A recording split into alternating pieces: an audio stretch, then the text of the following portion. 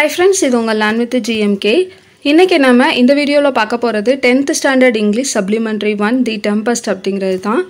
இந்த வீடியோ நீங்க STT and then TNTET எக்ஸாம்க்கு ப்ரிப்பேர் பண்றீங்க அப்படினா உங்களுக்கு ரொம்பவே ஹெல்ப்ஃபுல்லா இருக்கும்.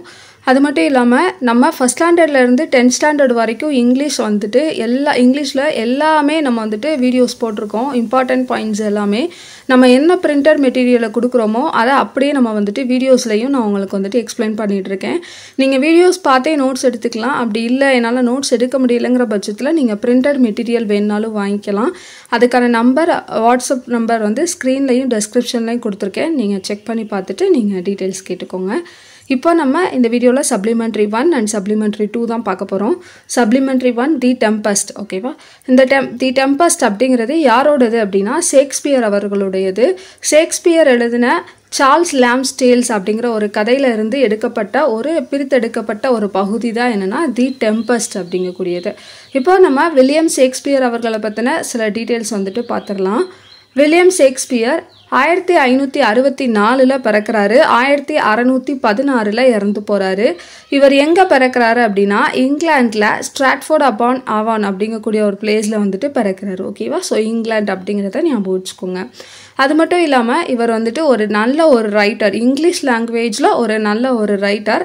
அது மட்டும் இல்லாமல் வேர்ல்டு ட்ராமாட்டிஸ்ட், அதாவது ஒரு நல்ல நாடக அமைப்பாளர் அப்படின்னு சொல்லலாம். ஓகேவா? ஸோ ட்ராமாட்டிஸ்ட் அப்படின்னு சொல்லலாம், ஒரு ரைட்டர் அப்படின்னு சொல்லலாம். இவர் வந்துட்டு டோட்டலாக 37 பிளேஸ் வந்துட்டு எழுதியிருக்கிறாரு. 154 சானட்ஸ் எழுதியிருக்கிறாரு. 2 நரேட்டிவ் போயம்ஸ் எழுதியிருக்கிறாரு. இது எல்லாமே வந்துட்டு இவருடைய ஒர்க்ஸ். இதில் இவருடைய மேஜர் ஒர்க்ஸ் எந்த வருஷத்தில் அப்படின்னு பார்த்தீங்கன்னா 1589 1613 இந்த இடைப்பட்ட வருஷத்தில் இவர் வந்துட்டு நிறைய ஒர்க் வந்துட்டு கொடுத்துருக்கிறாரு. ஓகேவா? ஸோ நிறைய பிளேஸ், நிறைய சானட்ஸ், போயம்ஸ் எல்லாமே நிறைய கொடுத்துருக்கிறாரு. இந்த தி பிளே அப்படிங்கக்கூடிய இந்த டெம்பஸ்ட் இருக்குல்ல, தி டெம்பஸ்ட் அப்படிங்கிற நம்ம இப்போ பார்க்கக்கூடிய இந்த ஸ்டோரி இருக்குல்ல, ஸோ இது வந்து எந்த வருஷத்தில் எழுதப்பட்டது அப்படின்னா 1610 1611 இந்த இடைப்பட்ட காலத்தில் எழுதப்பட்டது. நிறைய பேர் வந்து என்ன நினைக்கிறாங்க அப்படின்னா வில்லியம் ஷேக்ஸ்பியரோட கடைசி இது வந்துட்டு தி டெம்பஸ்ட் அப்படிங்கிறது தான் அப்படிங்கிற மாதிரி நினைக்கிறாங்க. பட் அதுக்கு அடுத்தும் அவர் எழுதியிருக்கிறாரு. ஆனால் நிறைய பேர்த்துக்கு தி டெம்பஸ்ட் அப்படிங்கிறது தான் தெரியும். ஏன்னா அந்த அளவுக்கு ஃபேமஸான ஒரு ஸ்டோரி தி டெம்பஸ்ட் அப்படிங்கிறது. தி டெம்பஸ்ட் அப்படிங்கிறது ஷேக்ஸ்பியரோட வெல் ரிட்டன் பிளே எது அப்படின்னா அது வந்துட்டு தி டெம்பஸ்ட் அப்படின்னு தான் சொல்லுவாங்க. தி டெம்பஸ்ட் அப்படிங்கக்கூடிய இந்த பிளே பார்த்தீங்க அப்படின்னா ஆக்சுவலாக எதை பேஸ் பண்ணி அவர் எழுதியிருக்கிறாரு அப்படின்னா சி வென்ச்சர் அப்படிங்கக்கூடிய ஒரு ஷிப் இருக்குது. ஸோ அந்த ஷிப்பு வந்துட்டு பெர்முடா அப்படிங்கிற இடத்துல வந்துட்டு என்ன ஆகுது அப்படின்னா மொத்தமாக அந்த ஷிப்பே என்னென்னா மூழ்குது அப்படிங்கிற மாதிரி வச்சுக்கோங்களேன். அதாவது என்ன ஆகுதுன்னா அந்த ஷிப்பே அழிஞ்சு போகுது. அது வந்து விர்ஜீனியா நோக்கி போய்கிட்டு இருந்த ஷிப். ஓகேவா? ஸோ இதை வந்துட்டு பேஸ் பண்ணி தான் அந்த பேரழிவை வந்துட்டு பேஸ் பண்ணி எழுதின ஒரு கதை தான் தி டெம்பஸ்ட் அப்படிங்கக்கூடிய ஒரு ஸ்டோரி. ஓகேவா? அடுத்ததான் நம்ம வந்துட்டு கிளாசரி பார்க்கலாம். டார்மெண்டிங் அப்படின்னா என்ன? Making someone suffer or worry a lot. அதாவது யாரையாவது ஒருத்தங்களை நம்ம கஷ்டப்படுத்துகிறோம், அவங்கள வந்துட்டு கவலைப்பட வைக்கிறோம் அப்படின்னா அதை வந்துட்டு டார்மெண்டிங் அப்படின்னு சொல்லலாம். ட்ரெட்ஃபுல் அப்படின்னா எக்ஸ்ட்ரீம்லி பேட் ஆர் அன்பிளசன்ட், அதாவது நமக்கு வந்து ரொம்ப மோசமான அந்த மாதிரி சொல்லலாம். நமக்கு விரும்பத்தகாத பிடிக்காத ஒரு விஷயம், இந்த மாதிரி எக்ஸ்ட்ரீம்லி பேட். ஓகேவா? அடுத்ததாக டியூக் அப்படின்னா என்ன? A man of very high social rank in some European countries அல்லது எ கிங் அப்படின்னு சொல்லலாம். அதாவது ராஜா மாதிரி சொல்லலாம். இல்லைனா யூரோப்பியன் கண்ட்ரீஸ்லலாம் பார்த்தீங்கன்னா யார் வந்துட்டு சொசைட்டியில் ஹை ரேங்கில் இருக்காங்களோ அவங்கள வந்துட்டு டூக் அப்படின்னு சொல்கிறாங்க. அடுத்து டெப்ரைவ் அப்படின்னா என்ன? To take something important or necessary away from someone. ஒருத்தவங்க கிட்ட இருந்து அவங்களுடைய முக்கியமான ஒன்று நம்ம எடுத்துகிட்டு வந்துட்டோம், அவங்களுக்கு தேவைப்படுற ஒன்று நம்ம எடுத்துட்டோம் அப்படின்னா அதை வந்துட்டு டெப்ரைவ் அப்படின்னு சொல்கிறாங்க. டெப்ரைவ். ஓகேவா? அடுத்து ஃபேட்டிக் அப்படின்னா எக்ஸ்ட்ரீம் டயர்ட்னஸ், ரொம்ப வந்துட்டு டயர்டாக இருக்கிறத வந்துட்டு ஃபேட்டிக் அப்படின்னு சொல்கிறாங்க. வெக்ஸேஷன் அப்படின்னா ஒரி ஆர் ஆங்கர், அதாவது ரொம்ப கவலைப்படுறது இல்லைன்னா கோபப்படுறது, இதை வந்துட்டு வெக்ஸேஷன் அப்படின்னு சொல்லலாம். ஃபேமிஷ்டு அப்படின்னா எக்ஸ்ட்ரீம்லி ஹங்க்ரி, ரொம்ப பசியாக இருக்கிறதா ஃபேமிஷ்டு அப்படின்னு சொல்லுவாங்க.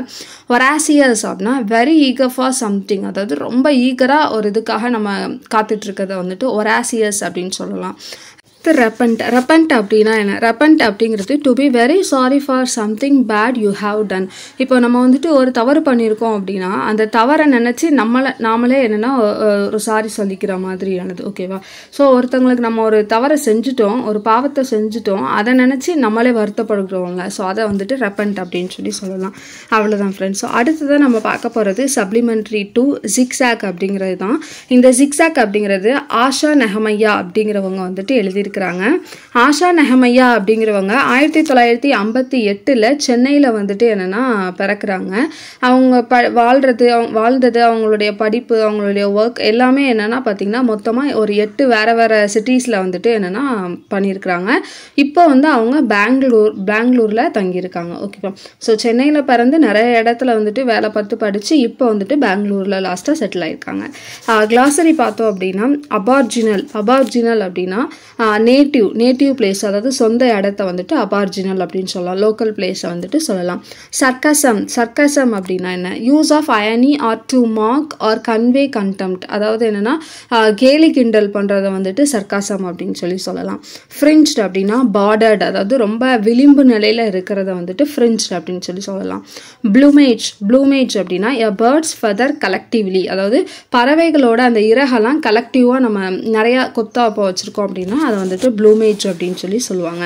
ஸ்லட்ஜியஸ்ட் அப்படின்னா ரொம்ப ஈரமாக ஒரு மாதிரி சகதி மாதிரி இருக்கிறத வந்துட்டு நம்ம ஸ்லட்ஜியஸ்ட் அப்படின்னு சொல்லலாம். ஈர களிமண் எல்லாம் இருக்கும்ல, ஸோ அதை சொல்லலாம்.